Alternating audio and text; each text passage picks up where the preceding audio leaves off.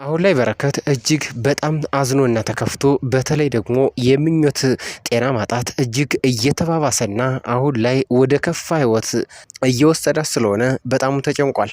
አሁን ላይ በጣም ጥሏት እንዲሁም ደግሞ እሱ በጣሙኑ አዝኖ በደረቅ ሌሊት ምንም ሊያደርጋት በማይችልበት ሁኔታ አሁን ምኞቴ ራሷን ስታወድቃለች። ሌላው ደግሞ ኤልሳ አሁን ላይ በረከትን የራሷ ለማድረግ በአንድም በሌላ መንገድ ብትሞክርም ነገር ግን ማድረግ ያልቻለችው ምኞትም አሁን ላይ በትዳር ተሳስራ ከበረከት ጋር እየቀጠለች ስለሆነ እሱ ይህንን ጉዳይ እንዲያቆም ብትሞክረውም አንዳንድ ነገሮችን ብታሳየውም እሱ ሊያቆም ስላልቻለ አሁን ላይ ወደ አጸፋዊ እርምጃ እያመራች ትገኛለች።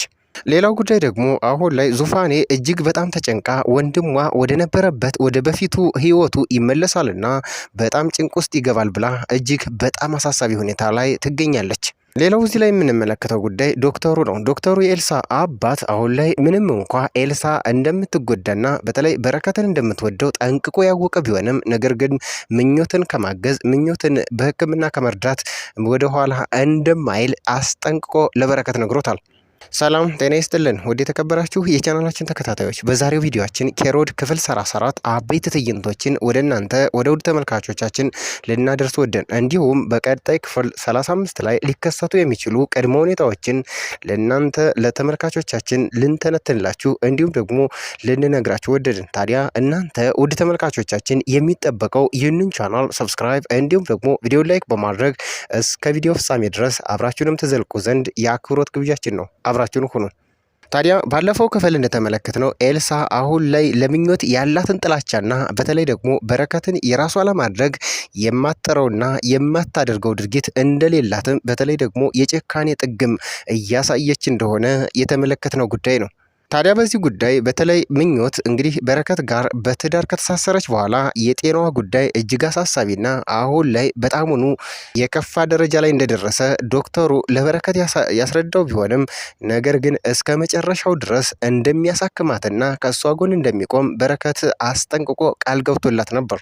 ነገር ግን ምኞቴ አሁን ላይ በኤልሳ በሚሰነዘሩ ቃላቶች እጅግ ልቧና ተሰብሮ እንዲሁም ደግሞ ቀልቧም በጣም ሆኖ አዝኖ አሁን ላይ ህመሟም እየተባባሰባት ከቀን ወደ ቀን ደግሞ ወደ ከፋ ደረጃ እየደረሰ ይገኛል። ታዲያ ባለፈው ክፍል እንደተመለከትነው በረከት በደረቅ ሌሊት ማለትም በእኩለ ሌሊት ምኞት ራሷን ስታ በተለይ ደግሞ እጅግ ታማ ሲመለከታት በጣም አዝኖ በጣም ተከፍቶ እየጮህና እያለቀሰ ዙፋኔ ድረሽልኝ እህቴ እያለም ሲጮህ እሷንም ሊያነሳትና ሊያረጋጋት እንዲሁም ደግሞ ከህመሟ ሊያግዛት ቢሞክርም አልሆነለት ስላለ ዙፋኔን ጠርቶ ዙፋኔም ካጠገቡ ወዲያውኑ በመምጣት ልታግዘውና ምኞቴ ምን ሆነች እያለች ስትጠይቀው እጅግ በጣም ሆኖ ራሷን ስታ በጣም ከፍተኛ የራስ ምታት እንዲሁም ደግሞ በጣም የጭንቀት ሀሳብ ውስጥ ገብታ ምንም እንኳ ልታናግራቸው አልቻለችም ነበር። ታዲያ በዚህ ጉዳይ እጅግ በጣም የተበሳጨችውና በጣም እጅግ የደነገጠችው ዙፋኔ ምንም ጊዜ ሳታጠፋ ወዲያውኑ ስልኳን አንስታ በቀጥታ በደረቅ ሌሊት ወደ ዶክተሩ ትደውላለች። ምክንያቱም እሷ አሁን ላይ ያስጨነቃትና በጣሙኑ ያስፈራት ጉዳይ ደግሞ ወንድሟ ወደ በፊቱ የጭንቀትና በተለይ ደግሞ ራስን የመሳት ህይወት ውስጥ እንዳይመለስ በጣሙኑ ሰግታለች።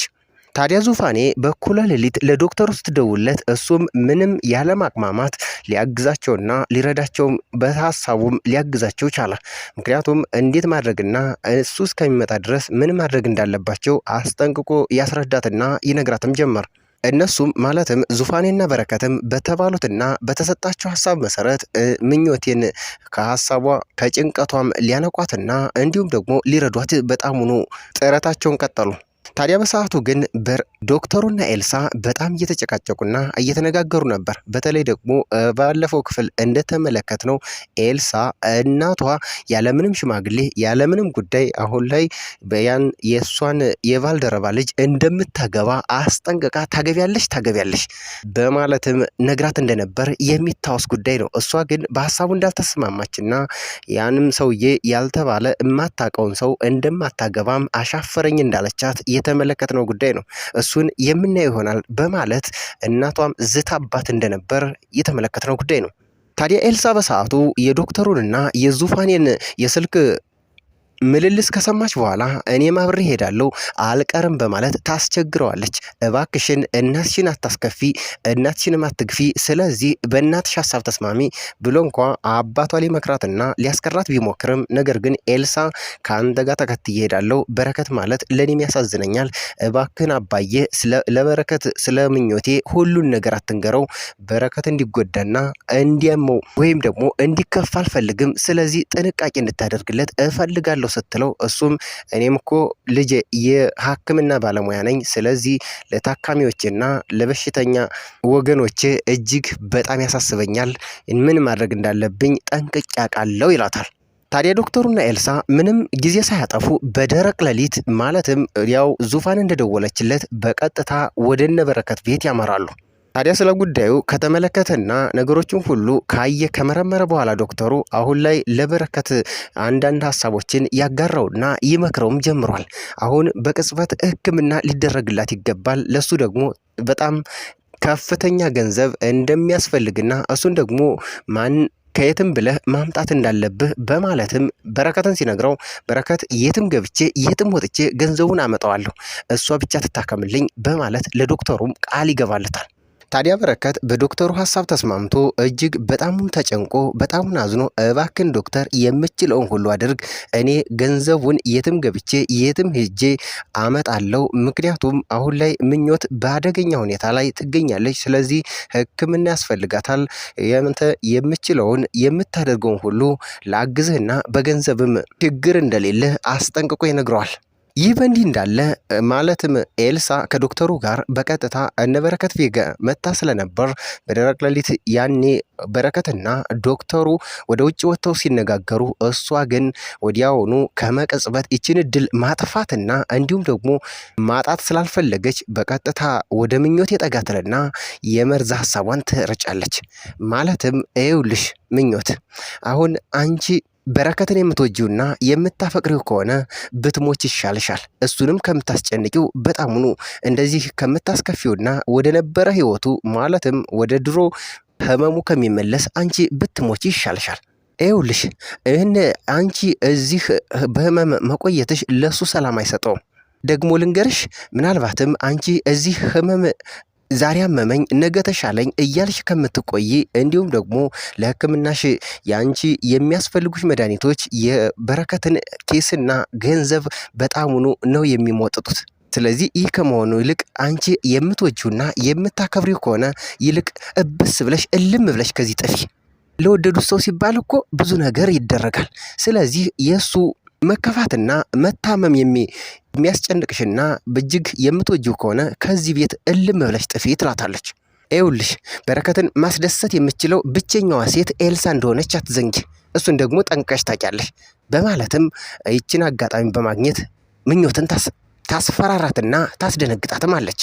ነገር ግን ምኞቴ በሰመምና እንዲሁም ደግሞ ከህመሟ ጋር እየታገለች ስለነበር እሷን ልሰማትና ልታዳምጣት አልቻለችም ነበር። ታዲያ ከህመሟ ትንሽ እንኳ ተገስ ሲልላት ቀና ስትል አጠገቧ ኤልሳ እንዳለች ስትመለከት ምኞቴ ኤልሳ በማለትም ትታናግራት፣ ነገር ግን ምኞቴ እጅግ በጣም አሟት ስለነበር ኤልሳን በጣም ሆኖ አልሰማቻትም። በአንድም በሌላም መንገድ ከወንድሟ ጋር እጅግ እየተጨነቀችና በጣሙኑ እየታመመች ያለችው ዙፋን አሁን ላይ የምኞቴ ጉዳይ በእጅጉ ያሳስባታል። ታዲያ እሷም ወደ ኤልሳ መታ እንዴ ኤልሲ ምኞቴ ጋነሽ እንዴ ምኞቴ ነቃሽ እንዴ በማለትም ስታወራት ይህንን ሀሳብና እንዲሁም ደግሞ ንግግራቸውን ለማስቀየስ ወዲያውኑ ኤልሳ ዙፋኔ ውሃ ካላስቸገሮች ታመጭልኛለሽ በማለትም ወደ ውስጥ ትልካታለች። ታዲያ ይችን አጋጣሚ በመጠቀም ይኸውልሽ ምኞቴ ለበረከት የምታስቢለት ከሆነ ከዚህ ቤት እልም ብለሽ እብስ ብለሽ ጥፊ። በረከት ወደ ነበረበት ማንነት ወደ ነበረበት ህመም ሳይመለስ ልቅ ያንቺ እንደዚህ መሆን በጣሙኑ ወደ ነበረበት ህመም ስለሚመልሰው አሁን ላይ አንቺ በአንቺ እጅ ላይ ነው ያለው፣ ስለዚህ ማድረግ የምትችይውም አንቺ ብቻ ነች ትላታለች። ታዲያ በዚህ ጉዳይ በተለይ በረከትና ዶክተሩ ከተነጋገሩና ስለ ህመሟም እንዲሁም ደግሞ ስለ ሕክምናዋ ካወሩበት በኋላ በቀጥታ ዶክተሩና ኤልሳ ተያይዘው ወደ ቤታቸው ይመለሳሉ። ወደ ቤታቸው ከሄዱ በኋላ በተለይ ደግሞ ኤልሳ እጅግ በረከቱን እንደምትወደውና ይህንን ጉዳይ ደግሞ ፍጻሜ ላይ ለማድረስ የራሴ የምትለውን የግሏን ጥረት ሁሉ እንደምታደርግ ለዶክተሩ እጅግ አስጠንቅቃ ትነግረዋለች። ነገር ግን ዶክተሩ በግድ እኮ የኔ ማድረግ አይቻልም፣ እባክሽን ልጄ ተረጋጊ፣ ሁሉን ነገር በጊዜው ይሆናል። ስለዚህ አንቺ መረጋጋትና ነገሮችን ሁሉ በትዕግስት ማድረግ ይኖርብሻል ይላታል። አሁን ላይ ኤልሳ እጅግ በጣም ተናዳ፣ በተለይ ደግሞ በእናቷ ውሳኔም በጣም ሆኖ ተበሳጭታ አሁን ላይ በረከትን የግሏ ለማድረግ በምኞት ጉዳይም በጣም ናዝና በአባቷም እጅግ ተከፍታ ምን ልትወስን እንደምችል ሁላችንም በቀጣይ የምንጠብቀው ጉዳይ ነው።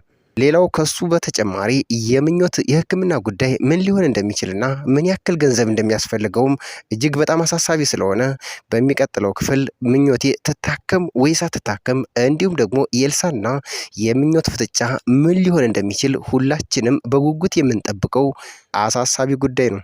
ውድ የተከበራችሁ የቻናላችን ተከታታዮች አብራችሁን ስለቆያችሁ ከልብ እያመሰገን የእናንተን ሀሳብ በሚቀጥለው ክፍል ምን ሊከሰት እንደሚችል